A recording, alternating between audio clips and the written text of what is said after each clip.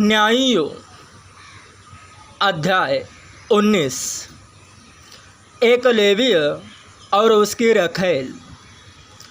उन दिनों में जब इज़राइलियों का कोई राजा न था, तब एक लेवीय पुरुष एप्रैम के पहाड़ी देश की परली और परदेशी होकर रहता था, जिसने यहूदा के बैतलहम की एक रखैल रख ली थी। उसकी रखैल व्यभिचार करके यहूदा के बैतलहम को अपने पिता के घर चली गई और 4 महीने वहीं रही।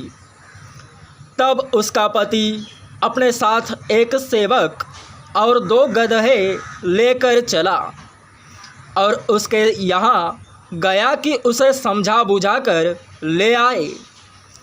वह उसे अपने पिता के घर ले गई और उस जवान स्त्री का पिता उससे भेंट करके आनंदित हुआ। तब उसके ससुर अर्थात उस स्त्री के पिता ने विनती करके उसे रोक लिया और वह 3 दिन तक उसके पास रहा।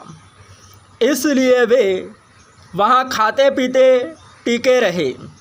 4थे दिन जब वे भोर को सवेरे उठे और वह चलने को हुआ, तब स्त्री के पिता ने अपने दामाद से कहा, एक टुकड़ा रोटी खाकर अपना जी ठंडा कर, तब तुम लोग चले जाना।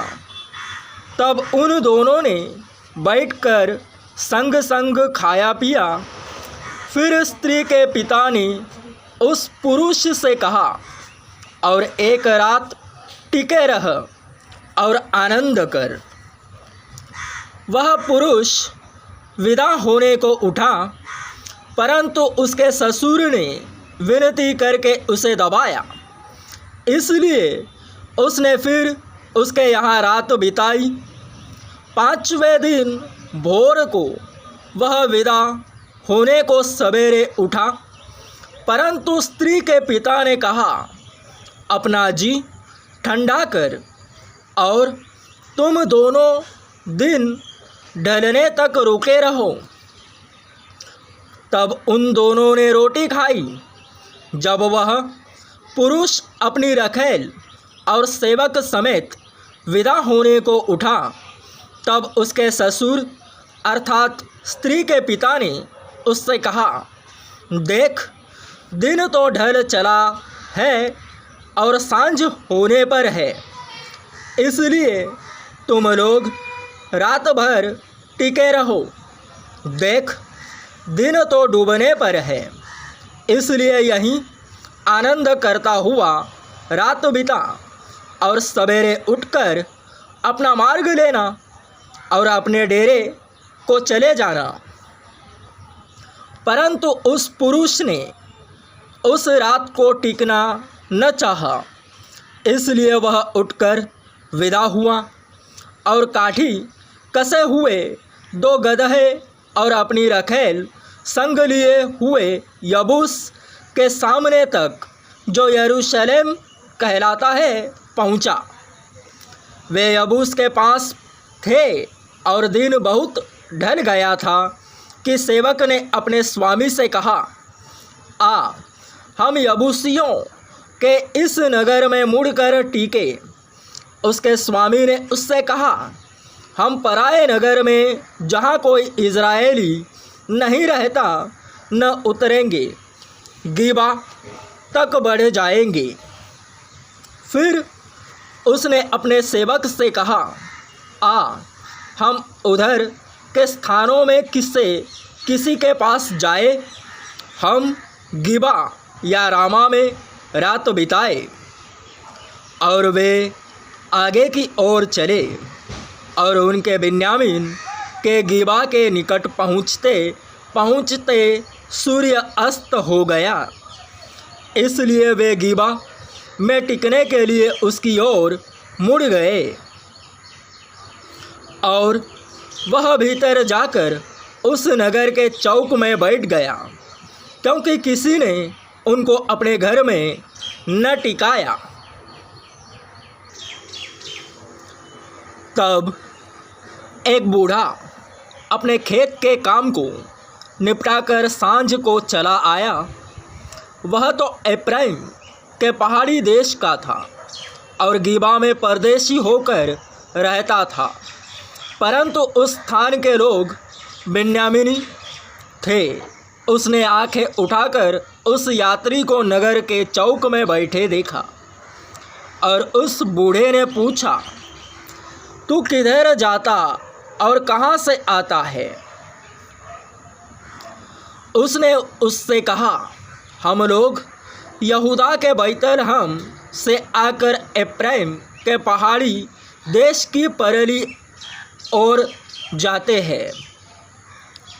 मैं तो वहीं का हूँ और यहूदा के बैतलहम तक गया था और अपने घर को जाता हूँ, परंतु कोई मुझे अपने घर में नहीं टिकाता। हमारे पास गदहों के लिए पुआल और चारा भी है और मेरे और तेरी इस दासी और इस जवान के लिए भी जो तेरे दासों के संग है रोटी और दाख मधु भी है।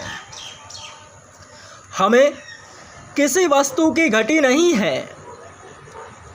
बूढ़े ने कहा, तेरा कल्याण हो। तेरे प्रयोजन की सब वस्तुएं मेरे सिर हो, परंतु रात को चौक में न बिता। तब वह उसको अपने घर ले चला और गदहों को चारा दिया। तब वे पाँव धोकर खाने पीने लगे। वे आनंद कर रहे थे कि नगर के लुच्चों ने घर को घेर लिया और द्वार को खटखटाकर घर के उस बूढ़े स्वामी से कहने लगे, जो पुरुष तेरे घर में आया है उसे बाहर ले आ कि हम उससे भोग करें। घर का स्वामी उनके पास बाहर जाकर उनसे कहने लगा, नहीं नहीं, हे मेरे भाइयों, ऐसी बुराई न करो। यह पुरुष जो मेरे घर पर आया है, इससे ऐसी मूढ़ता का काम मत करो। देखो, यहाँ मेरी कुमारी बेटी है और उस पुरुष की रखेल भी है। उसको मैं बाहर ले आऊँगा और उनका पत पानी लो तो लो और उनसे तो जो चाहो सो करो, परंतु इस पुरुष से ऐसी मूढ़ता का काम मत करो। परंतु उन मनुष्यों ने उनकी न मानी। तब उस पुरुष ने अपनी रखेल को पकड़कर उनके पास बाहर कर दिया और उन्होंने उससे कुकर्म किया और रात भर क्या भोर तक उससे लीला क्रीड़ा करते रहे और पाँव फटते ही उसे छोड़ दिया। तब वह स्त्री पाँव फटते ही जाके उस मनुष्य के घर द्वार पर जिसमें उसका पति था गिर गई और उजियाले होने तक वहीं पड़ी रही। सवेरे जब उसका पति उठ घर का द्वार खोल अपना मार्ग लेने को बाहर गया तो क्या देखा कि उसकी रखेल घर के द्वार के पास डेवढ़ी पर हाथ फैलाए हुए पड़ी है। उसने उससे कहा, उठ, हम चले। जब कोई उत्तर न मिला तब वह उसको गदहे पर लाद कर अपने स्थान को गया।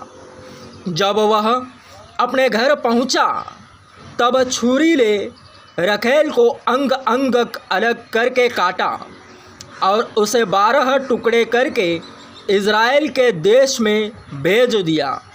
जितनों ने उसे देखा वे सब आपस में कहने लगे, इज़राइलियों के मिस्र देश से चले आने के समय से लेकर आज के दिन तक ऐसा कुछ भी कभी भी नहीं हुआ और न देखा गया। अतः इस पर सोचकर सम्मति करो और बताओ।